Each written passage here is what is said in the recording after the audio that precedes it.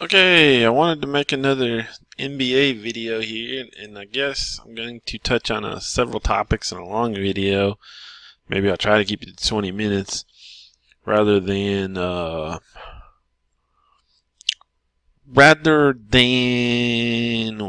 multiple short videos or whatever. And I just had a few things to touch on. First, first main thing I wanted to touch on is the Houston Rockets are not being given correct credit. They're being undersold. I believe the media is biased towards the Golden State Warriors.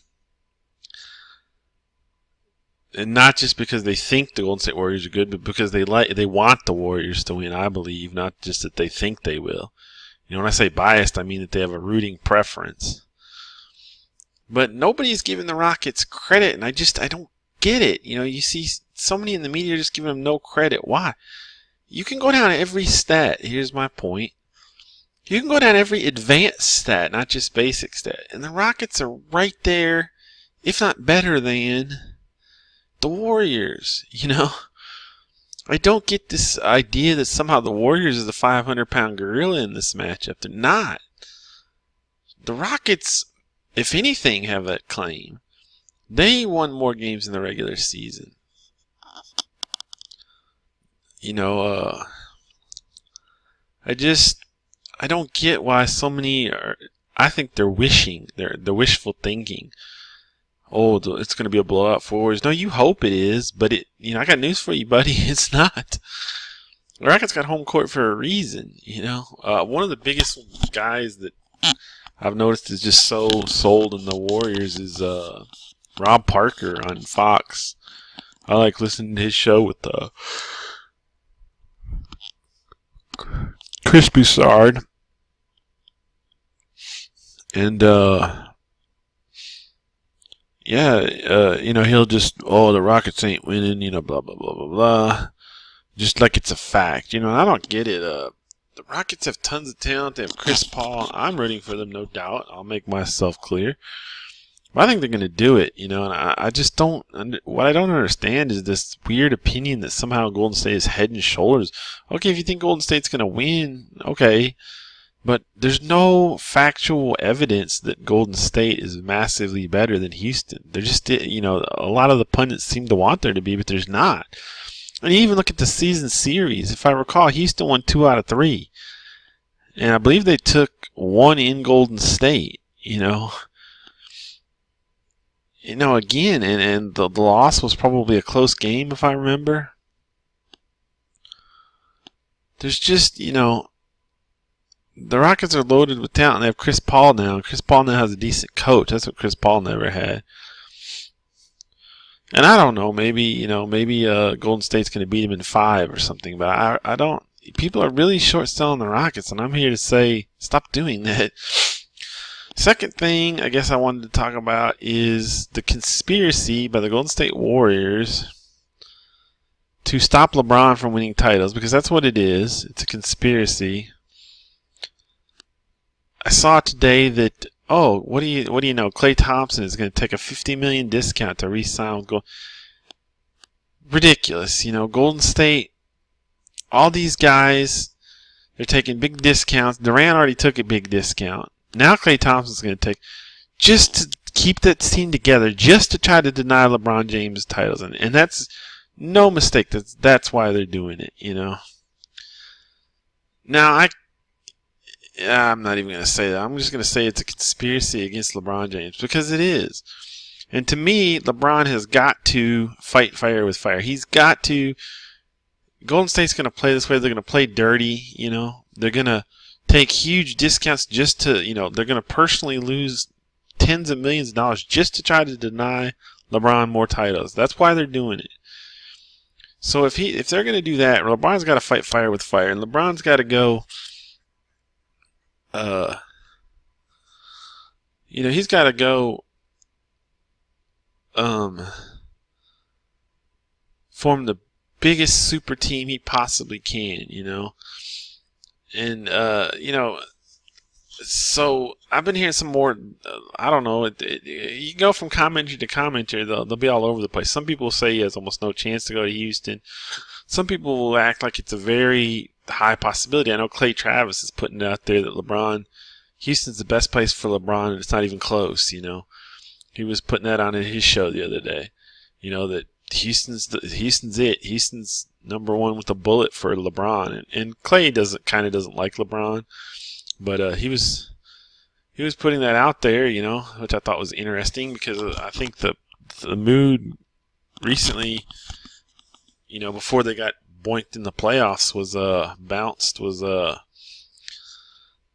LeBron to Philly was going to be a thing, and I think.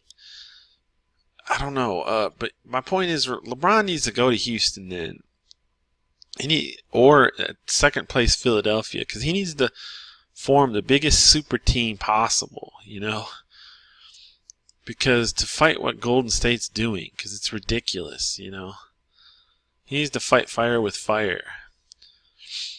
And, I hear some people saying, this is what boggles my mind, like, oh, if in order to get LeBron, the Rockets got to give up Clint Capella, like, that's a non-start. I'm just thinking, like, people hate LeBron so much, I feel like they want to keep him off any team where he has a good chance to win a title. That's why there's all this backlash against him going to Philly.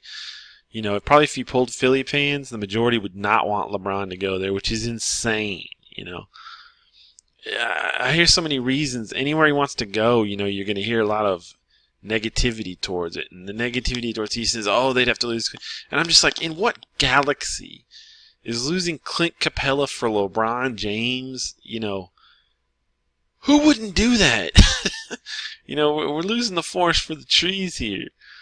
People are, I know Clint Capella's a nice player and everything, but get real. If you had the opportunity to have LeBron, Harden, and Paul and have that kind of super team under D'Antoni's coaching, get real, You do that in a heartbeat. So, yeah, that's my thoughts on that. I still think if you want to, I don't know where LeBron's going. I think he doesn't know. And one of the problems is I think if Cleveland wins a title, it's going to be I still think he might leave, but it's going to be much more likely that he stays, so you got to see how that plays out. Cleveland's still in the playoffs, obviously.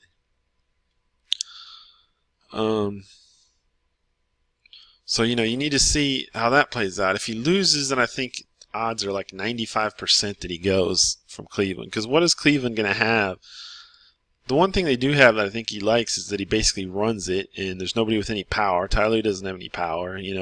Dan Gilbert is like an absentee owner, in my opinion, and he's responsible for a lot of the, trash situation going on there, where it's like the inmates running the asylum and everything.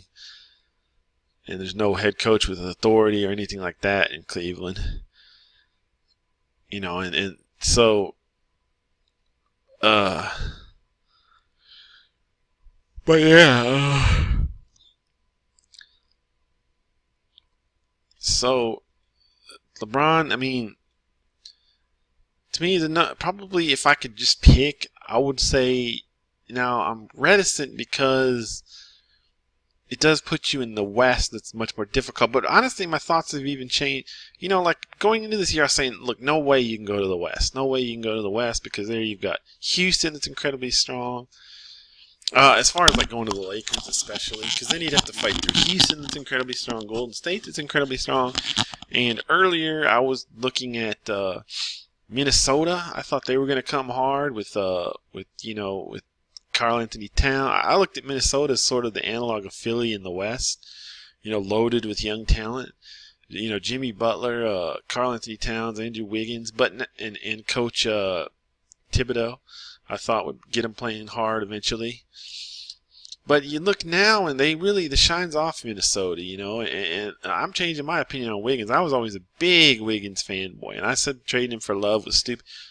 I'm going to go ahead and say I was probably wrong about that at this point, flat out wrong. And I was fighting hard on that up until a year or two ago. But Andrew Wiggins is just not that good. He's not efficient, and he's not mentally in the game. And I don't think I'd trade him for Kevin Love, who's playing great right now. I don't think I'd trade him for Kevin Love right now. And that's a big difference for me because I'm I've been bashing that kept Wiggins for Love trade all along, saying, "Oh, it was stupid. We should have kept Wiggins. Wiggins is going to be better. Wiggins is already better." I was saying that kind of thing 2-3 years ago.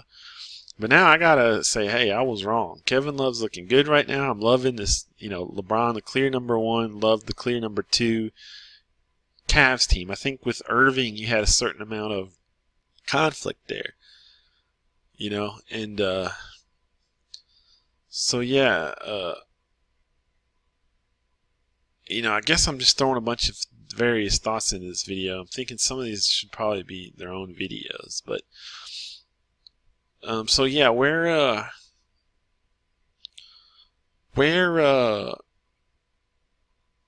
LeBron goes, yeah. Oh yeah. So I said in Oklahoma City, I thought they were going to be tough with Westbrook, obviously, and Carmelo, and who's the other guy they got? Paul George. So I said that's 4 teams off the top.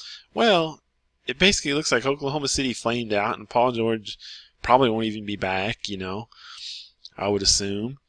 So there's one knocked out. Minnesota, they didn't go. Wiggins is, to me, almost regressing. So that right off and Karl Anthony Towns seems to be no Joel Embiid. That could all change, but so Minnesota's kind of been taken down a big peg. So that's 2 of your 4 that I was real worried about right there, kind of off the top.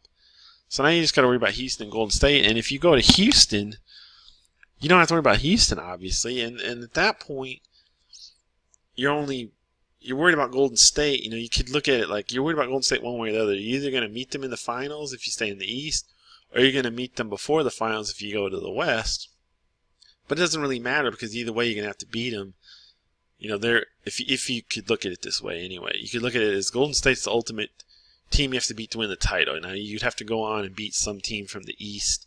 But if you look at that as a formality, which I think is always dangerous and you should never do, just like people are looking at this Golden State-Houston series as a formality. It's not. Or just like they're looking at Boston-Cleveland as a formality. Like Cleveland's just going to roll Boston. It's not, Boston's going to be a tough out, So I'm always saying, I think Boston has a chance to beat Cleveland, by the way. So I'm always, I think it could be a very rude awakening, and Brad Stevens is a whole lot different animal to fight than Dwayne Casey, And, but anyways, where was I at? But yeah, so if you went to Houston, I wouldn't worry quite nearly as much about going to the West. I don't know that. Plus, here's another thing. I think Boston and Philly have the capability to be young powerhouses in the East. People are, the East always sucks. That's not going to be the case forever. And you look at Boston, if they get Hayward and if they get, Kyrie back, and then on top of that, I think they have a lot of picks. I'm not sure the situation. Either the picks or stuff they can package. There's even talk that could get Kawhi Leonard, is that his? Can't pronounce his name for some reason. Kawhi. I couldn't, for some reason, I couldn't remember his name. Kawhi Leonard, if they got him, I called him Kawhi Leonard. Kawhi Leonard, that'd just change the table. And with Stevens coaching, making them like 30% better than they have any right to be at any given time, you have the makings of a possible almost super team there in Boston. I bet they're going to give Golden State fits one way or another. Leave LeBron out of it. But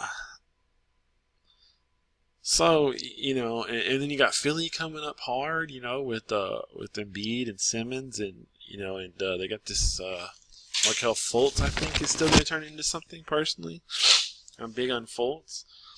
So, and they've got I think some high picks and so forth, good role players.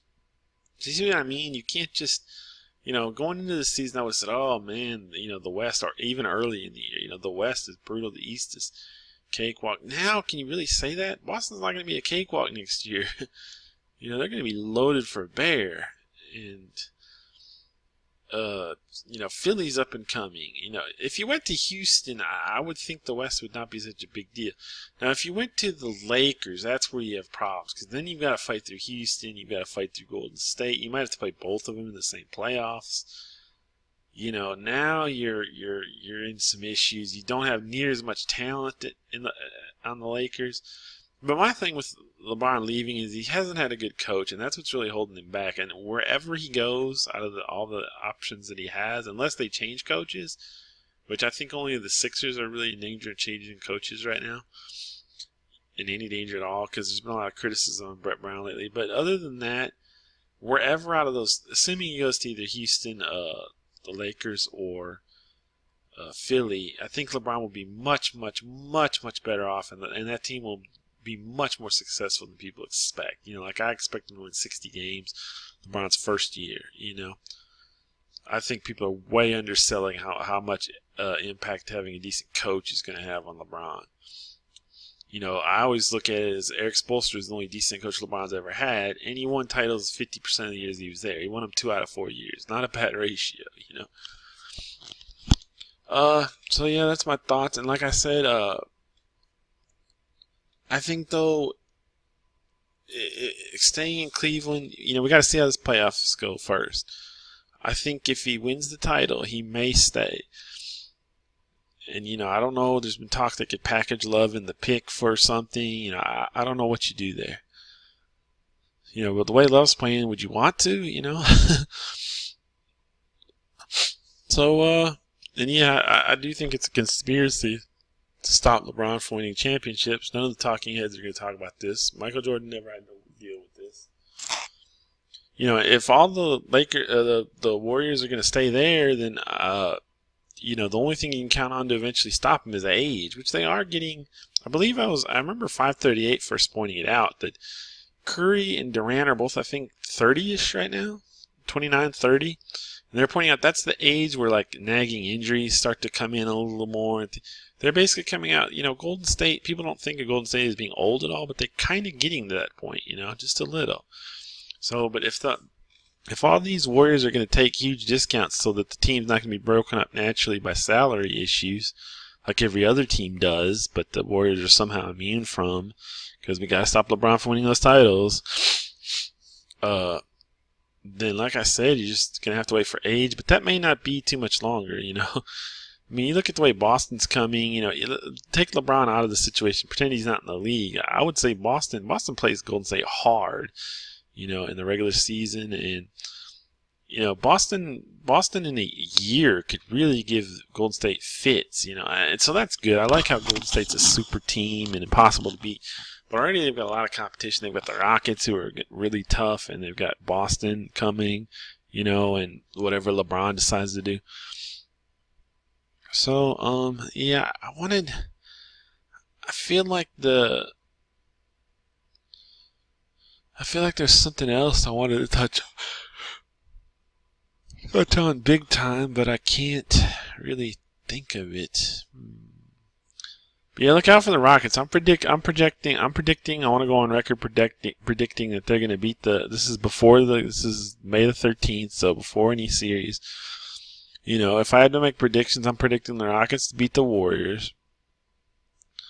I'm predicting Boston to possibly upset Cleveland, I hope not, but, and then, I think sorry I'm stalling, but remember I don't script these videos, I just go in them and talk, so that can be my excuse for why because I'm trying to think, I swear I had some more like major points I wanted to hit, but I can't remember them. I knew I wanted to hit LeBron's free agency, how I think the Rockets are undervalued right now, how I think Boston's kind of undervalued against Cleveland, although I'm hoping that's wrong, all that stuff.